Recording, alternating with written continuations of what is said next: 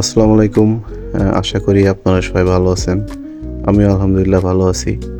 তো আজকে আমি আপনাদের সামনে যে ভিডিওটা নিয়ে আসছি, এটা মূলত যারা রাশিয়াতে স্টুডেন্ট ভিসাতে আসতে চাইতেছেন, তারা আসলে কিভাবে ভিসাটা প্রসেসিং করবেন, এই বিষয়ে কিছু কথা বলার জন্যই মূলত আসছি। তো উইদাউট আইএলটিএসে কম খরচে কোনো প্রকার ব্যাংক স্টেটমেন্ট ছাড়া যদি বিদেশে পড়াশোনা আপনাদের স্বপ্ন থাকে, তাইলে আমার মনে হয় রাশিয়া আপনার জন্য বেস্ট অপশন। তারপরে এখানে আপনি লো টিউশন ফি এবং লো লিভিং কস্টের পাশাপাশি পড়াশুনো শেষে আপনারা যদি এখানে পার্মানেন্ট হইতে চান, সেক্ষেত্রে পিআর ফ্যাসিলিটিস এবং একটা পর্যায়ে গিয়ে দেখা যাচ্ছে যে আপনারা রাশিয়ান পাসপোর্টও পাওয়ার মানে সম্ভাবনা থাকে এবং পাওয়াও যায়। তারপরে এখানে আপনারা ফুল ফ্রি স্কলারশিপও পাবেন। তারপরে এখানে আপনারা পার্ট টাইম জব এবং ফুল টাইম জবেরও আসলে সুযোগ সুবিধা আছে এখানে। তো এখানে যে স্টুডেন্ট ভিসাটা মূলত দেয়া হয়, এটা আপনার ডি ক্যাটাগরির ভিসার আওতায় পড়ে, যেটা হচ্ছে যে স্টুডেন্ট ভিসা বলে যেটাকে। তো আপনাদেরকে এখানে অ্যাপ্লাই করতে গেলে অবভিয়াসলি একটা লিগাল পাসপোর্ট লাগবে, যেটার আপনার মেয়াদ থাকবে মিনিমাম 6 মাস থেকে 1 বছর হইলে বেশি ভালো হয়। পাশাপাশি আপনারা যারা অনার্সে আসবেন, তাদের ক্ষেত্রে এসএসসি এবং ইন্টারমিডিয়েটের সার্টিফিকেট এবং মার্কশিট লাগবে এবং এইগুলো আপনারা ফার্স্টে বোর্ড অ্যাটাস্টেশন, দেন ফরেন মিনিস্ট্রি থেকে অ্যাটাস্টেশন করা লাগবে।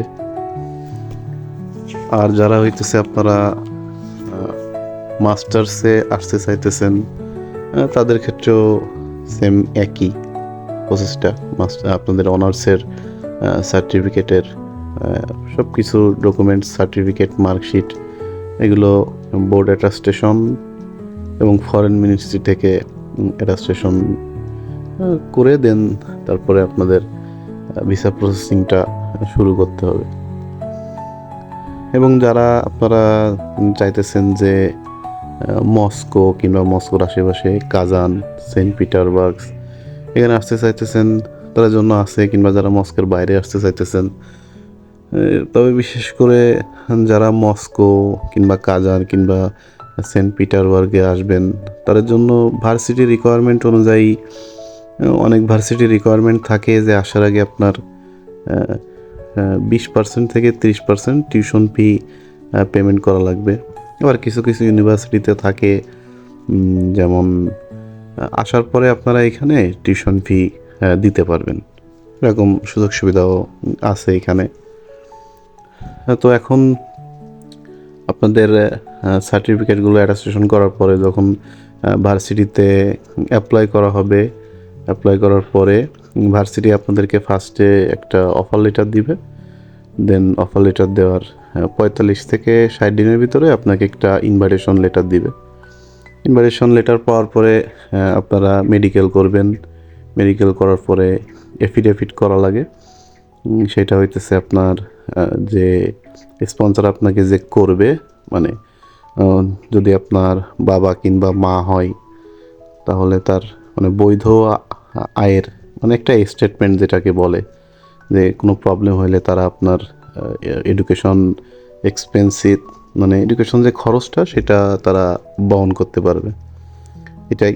দেন তারপরে আপনারা সব ডকুমেন্টসগুলো নিয়ে এম্বাসি ফেস করবেন এবং অ্যাম্বাসিডার আপনাকে যে কোশ্চেনগুলো করবে, এই কোশ্চেনগুলোর অ্যান্সার যদি আপনি ইজিলি দিতে পারেন, তাহলে তারা আপনাদেরকে ভিসা দিয়ে দেবে। ভিসা দেওয়ার পরে আপনারা খুব ইজিলি এখানে চলে আসতে পারবেন। এই প্রসেসটা আসলে আমার কাছে মনে হয় অন্যান্য দেশ থেকে খুব ইজিলি আসলে এখানে আসা যায়। এটা হচ্ছে আজকে মূলত ভিডিও। তো ঠিক আছে, ভালো থাকবেন, আমার জন্য দোয়া করবেন। আসসালামু আলাইকুম।